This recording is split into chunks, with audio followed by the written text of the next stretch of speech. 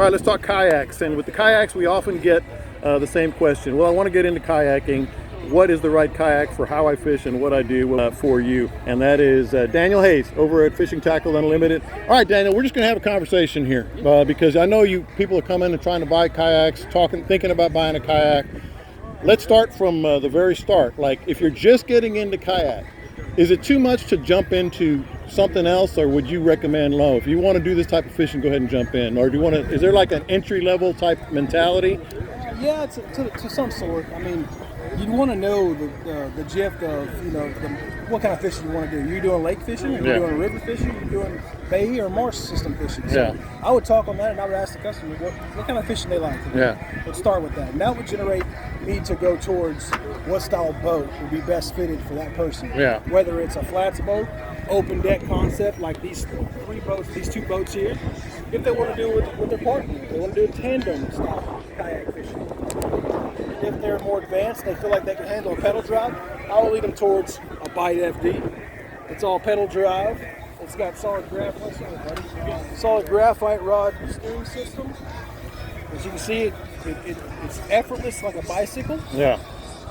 So it depends on what the person really, what kind of style of fishing they like to do. And so these bigger kayaks, clearly, I would guess, heavier. A lot heavier. This boat right here is about 110 pounds empty. Loaded down, it's about 125. So it's a tough boat to get. You definitely want a trolley system of some sort. To carry it, a cart. This is probably one of the best offshore boats beyond the breakers. This is your open deck, super stable. A lot of add-on. It's got the solid tri-track on it, so you can mount on the outside and the inside. And this is a what? This is a Nar. It's right at 14 and a half foot long.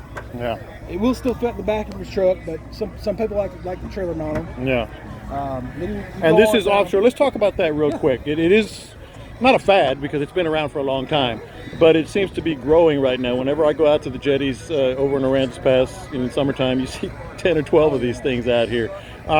So the question becomes safety versus, you're going to get all the questions you usually get about offshore 100%. Kayaking. What would you tell those? So I would make sure the person knows that they have to have a PFD, which these are nice PFDs for when you're fishing in the marsh and bay systems. But when you're going offshore, you want a full vested back, front, zip up with your whistle.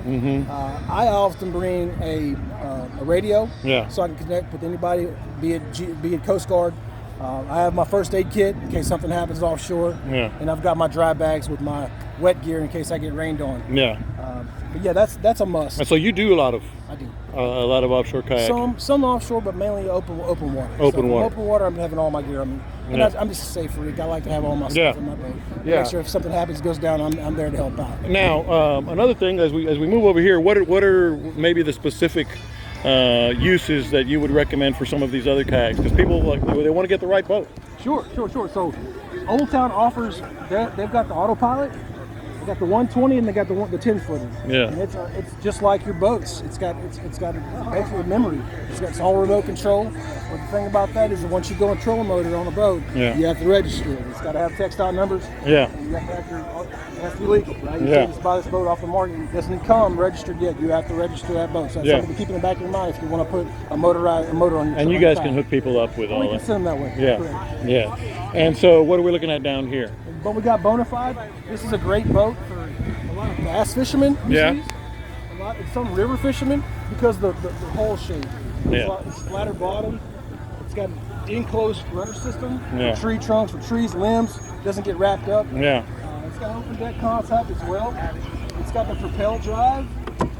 So this propel drive system comes up. Sorry. I got a line of that. Boom. Also 11-to-1 ratio of this too, but you either have down or up. It's for deeper water. So like the Jacksons, I didn't get to show you that, but it pops up and down. You have two different spots where you can set. You can run 8 inches of water or 10 inches of water. This, you got one run. You're running straight. It's either down or it's up. All right. I feel like before we let you go that there's something that you get asked a lot that I didn't ask right now for people looking to get into kayaks. What is one thing that you're thinking about? Like, okay, you got to know this when you're going kayaking or you're buying a kayak.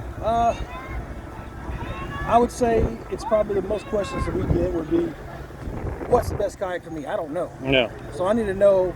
So that's where you got to dig in and really think about it as a purchaser, as a consumer. What do you expect to get out of this? Yeah. What do you want to do? Yeah. Do you want to do more recreational, or if you're going to be a hardcore? Is it going to be versatile? Is it going to be versatile? Yeah. Yeah. Can I use it? Can I pedal it if I want to? Can I paddle it if I want to? Yeah. What options do I have? Right. That's the main questions we get. Last thing before we let you go, people putting the kayaks in the back of their truck by themselves. I know you probably fish a lot by yourself. You want good, not the heaviest kayak in the world, something you can maneuver. What are some of the models that you think you'd recommend? I mean, Hobie offers a lot of good boats. The Lynx over here, that's a pretty cool boat. The Outback, it's not heavy. Yeah. It's pretty durable by itself. But you also have a cart system. The Aquatac makes a cart system. You just pull it to your truck. Yeah. You load it. It's super easy, effortless. We sell those at the store. Right up to you. Yeah. But the Lynx is what I wanted to show you. It's an awesome boat. It's probably one of the lightest boats on the market. Yeah. It weighs 68 pounds. Oh, wow. Solid fiberglass. It's got foam field. I'm picking up this. It's so light. But this will be a boat where you can load by yourself without the seat on. You can pick it up like a paddleboard. Yeah. Carry it to the back of the truck, load it back to the truck, and you're on your way. Sounds good. Yeah. All right, that's Daniel Hayes. I'm John Lopez. Be sure to subscribe. Be sure to subscribe to the Bite Me podcast wherever you get your podcasts.